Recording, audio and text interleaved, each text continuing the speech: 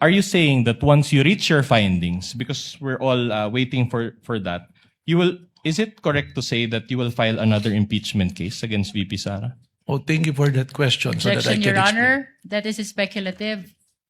I think the witness is competent enough, and in fact, thank the counsel for his question. I'm interested to hear what the witness will also answer. Thank you, Mr. Presiding Officer. The betrayal of public trust as the issue in the impeachment court, we don't need to investigate even if we pinpointed the person contracted.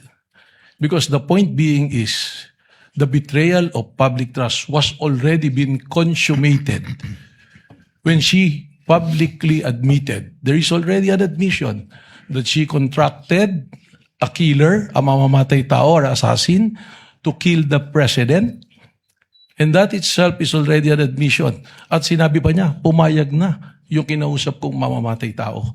That constitutes betrayal of public trust. Why? Because the oath of office of the president, sabi niya, she will execute the law and do justice to every man. So, pag nagbalak kang pumatay at ginawa mo yan, that is no justice to every man. It's not execute the law.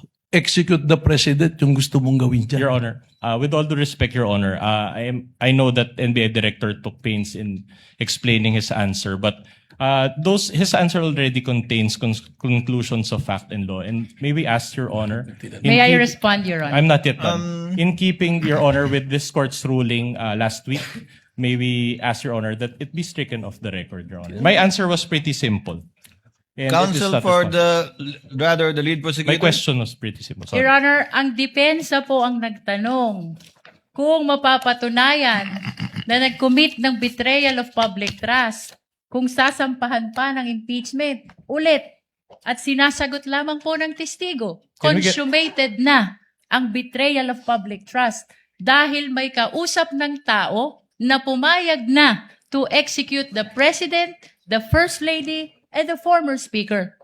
That's precisely the ground for our motion, Your Honor. Can we get the ruling, Your The Honor? motion to strike off is denied. Let the answer of the witness remain in the records. That was his answer, counsel. However,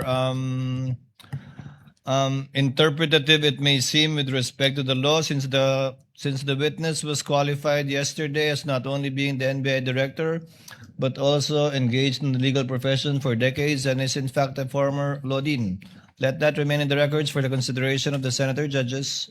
You may proceed, counsel.